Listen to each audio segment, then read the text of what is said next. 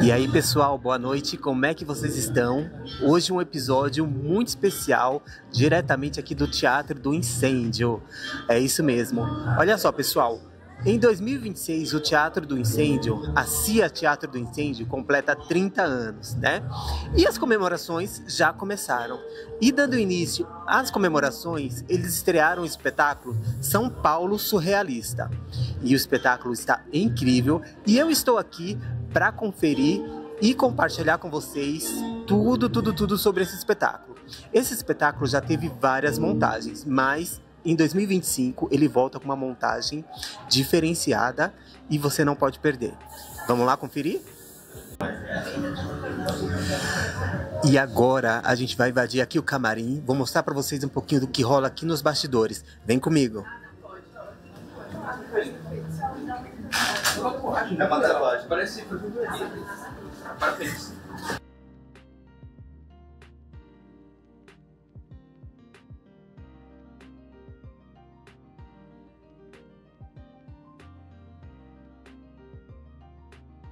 Pessoal, olha só, tô aqui com o Bruno. O Bruno é ator, né? Faz parte do elenco aqui do espetáculo. Bruno, conta um pouquinho pra gente como é que tá sendo pra você fazer parte, né, dessa temporada, desse espetáculo esse ano, 2025, do São Paulo Surrealista. O Teatro do Incêndio é uma companhia que eu já admiro há um bom tempo. Eu fui aluno do Marcelo, então já tem toda aquela coisa que a gente conhece a linguagem, a pegada dele, e é algo totalmente diferente do que a gente vê por aí, né? Então tem sido uma experiência muito única, porque a gente comunica, mas a comunicação vai além da palavra. É uma brincadeira com o corpo, com música e tudo junto. E quando você tá entrando em uma narrativa, ele já dá um jeito de cortar pra entrar em outra. É bem surreal mesmo, o nome faz jus à pegada de como é. Mas tem sido incrível, assim, e eu tenho ganhado muito de experiência como ator também, sabe? Que legal. Bruno, obrigado por ter falado com a gente e bom espetáculo pra você. Obrigado. Bom, pessoal, olha só, eu gosto sempre de mostrar, né, o que rola por trás dos bastidores. E eu tô aqui com a Sabrina Sartori. A Sabrina, pessoal, ela foi responsável pela configuração, pela criação aqui, elaboração do figurino do espetáculo. Sabrina, conta um pouquinho para mim, aonde que foi que você buscou as inspirações para desenvolver os figurinos do espetáculo? Esse espetáculo é um espetáculo que já foi feito algumas vezes, e eu tentei muito não ir na mesma onda do que já foi feito. Algumas coisas não eram taxativas, mas tinham que ser, por exemplo, o saco dos Oxys, então precisava ser um saco de lixo para eles.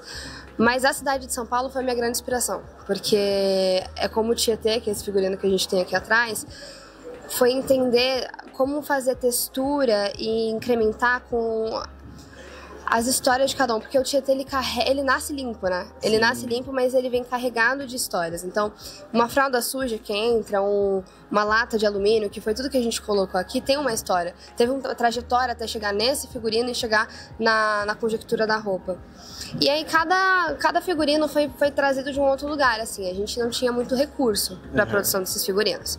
E aí, quando a gente não tem muito recurso, a gente precisa de mais criatividade.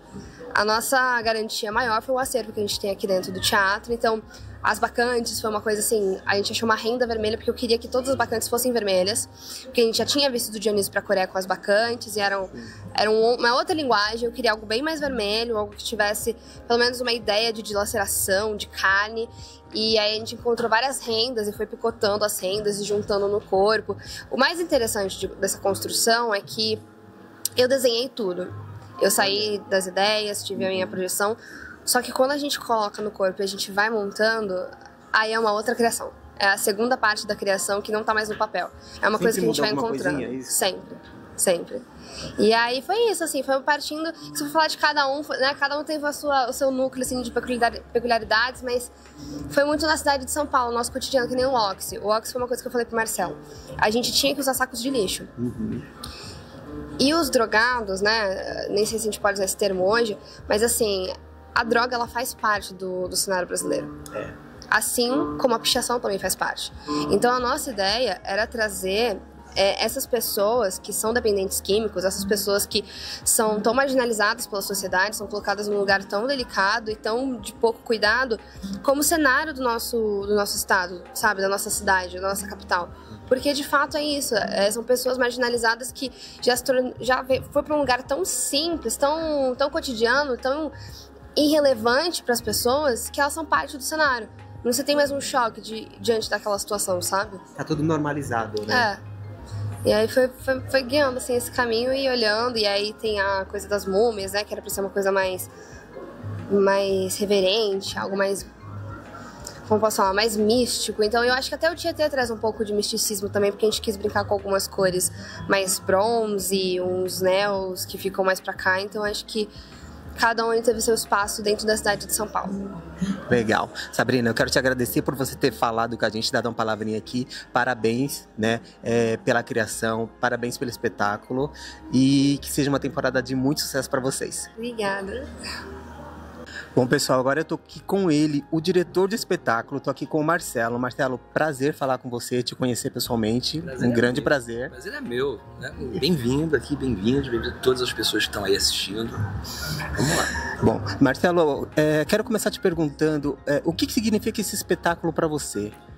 Nesse momento que a gente vive, um momento de extremo conservadorismo, né? Inclusive tem um momento na peça que a gente faz uma oração solene ao conservadorismo. Eu sinto que a gente falar da alegria, da liberdade, da felicidade, tem um valor muito grande, né? A gente vive numa cidade onde a juventude está extremamente sufocada, que ela não consegue ter perspectiva diante das coisas. E pelos poetas surrealistas, por esses poetas revolucionários, a gente inicia a peça com um mantra do Rimbaud, que ele dizia que estava tudo no mundo, aos 17 anos, ele dizia que tudo no mundo estava errado, inclusive a ordem das vogais, né? Então, para ele, precisava ser mudada a ordem das vogais para A, E, I, U, O. Né? A gente começa com o mantra do Rimbaud, que ele faz a ligação do romantismo com o surrealismo, para dizer que a juventude que hoje está presa, se sente intimidada e que tem pavor de extremo, devia ser realmente revolucionária.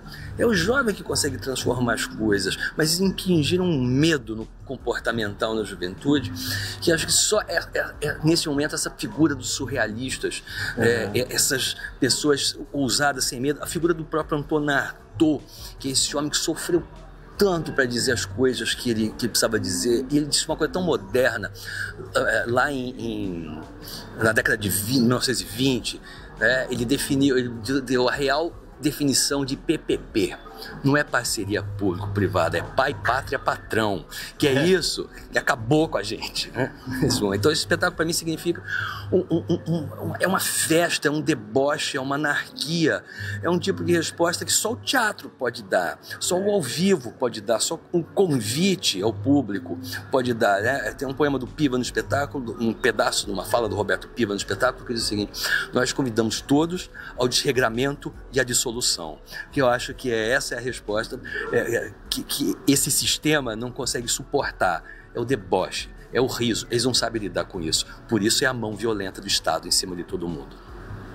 Marcelo, esse espetáculo, né, São Paulo Surrealista, já teve outras montagens, né? Qual é o diferencial dessa montagem desse ano de 2025? Eu troquei alguns textos. A própria feitura do espetáculo é um espetáculo que ele se modifica um pouco pro momento que a gente vive, né? As peças, elas, todas, de Shakespeare a qualquer outro autor, elas mudam de significado, dependendo da época que elas estão fazendo. As palavras trocam de peso. E a gente montou a primeira vez em 2012. E a gente montou justamente porque a gente achava que a gente estava vivendo um mundo muito careta. E hoje, essa onda de conservadorismo tacanha invadiu de tal modo as nossas vidas, saiu do esgoto de uma maneira tão violenta, liberando tudo que é sorte de desgraça, abrindo uma caixa de Pandora de onde saiu misoginia, transfobia, racismo, assim, um tsunami. Então, e aí a gente fala assim, um discurso de ódio, mas não é um ódio naturalizado. Né? E aí essa peça hoje, ela se torna realmente um deboche diante dessas coisas todas. Isso tudo é o que nos sufoca, o que nos tira a vontade de amar. E é uma peça sobre isso, sobre a gente poder amar, né? Sobre a gente poder se encontrar. Então, brinca com as pessoas, elas vão vir para cá, é permitido isso em cena, elas podem vão estar expostas ao tabaco, porque os personagens são fumantes, eles fumam pra caramba. Elas estão expostas a um laser que pode destruir o celular das pessoas, e elas estão expostas a beijos. Então, a plateia pode vir, você pode convidar alguém que você queira beijar. Traz aqui, que é aqui que você vai beijar. Você vai ter essa cena, você vai ter essa oportunidade de beijar quem você quer. Traga aqui, a pessoa já vai entender. Quando você convidar para vir aqui, ela já vai entender que você quer beijá-la. Esse espetáculo é um espetáculo que tem muitos artistas em cena, né? Como que é dirigir, né, um elenco tão grande assim? São 26, 28? 28 pessoas. 28 pessoas. Eu adoro teatro cheio de gente. Porque o teatro, ele é do ator, ele é do corpo.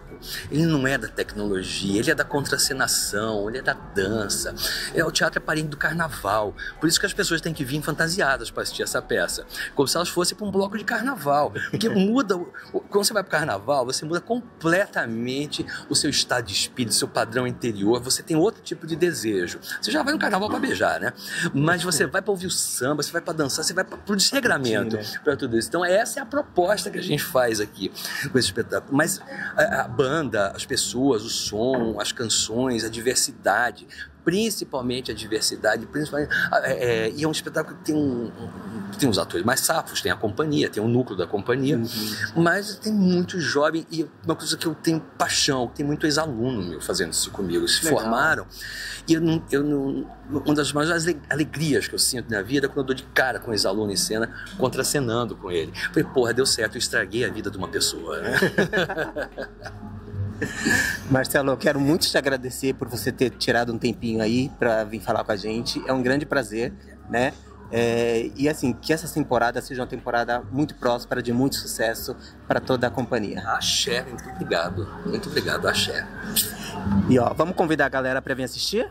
São Paulo Surrealista, Corpo Antifascista, sábados e domingos, às 8 da noite, às 20 horas, no Teatro do Incêndio, Rua 13 de Maio, 48, Bexiga, a entrada da Bela Vista, a entrada do Bexiga, o casarão histórico, onde funcionou o Café Society e a Boate Igrejinha.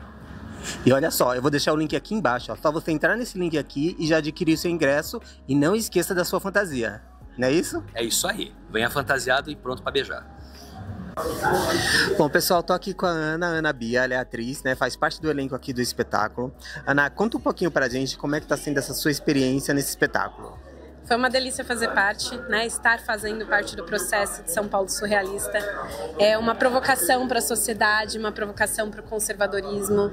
É importante tudo que a gente tem a dizer, tudo que a gente tem assim engasgado, tá aqui. E de uma forma bonita. Ao mesmo tempo a gente fala que é um musical, mas o teatro daqui do Incêndio, ele é contra musicais de alguma forma, mas transformou essa beleza toda. Então a gente está muito feliz em fazer essa peça. É a 5ª edição e isso é muito especial para nós, para todo o elenco. A gente está muito envolvido fazendo esse trabalho super diferente. Então venham assistir, venham ver a gente. Ana, essa peça, esse espetáculo, ele é bem diferente, né, do que as pessoas estão acostumadas a ver, né, nos teatros. E o que isso acrescenta na sua rotina, no seu dia a dia, né, a mensagem que ela passa? A mensagem, né, é sensacional, assim, porque a gente tem uma junção de coisas que fazem um soco no estômago da sociedade, né? Então a ideia é incomodar.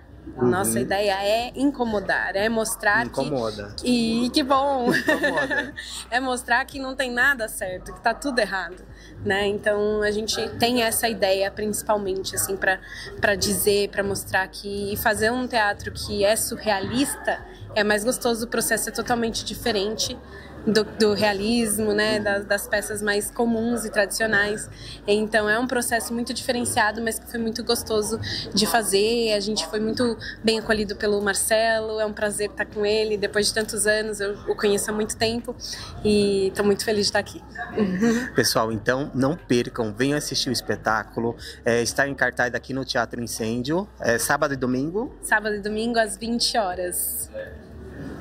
E chegamos ao fim de mais um episódio do nosso podcast Em Cena. Toda quinta-feira às 20 horas tem um episódio novo e inédito aqui no canal para você. Compartilhe muito esse vídeo, né? E todos os nossos vídeos.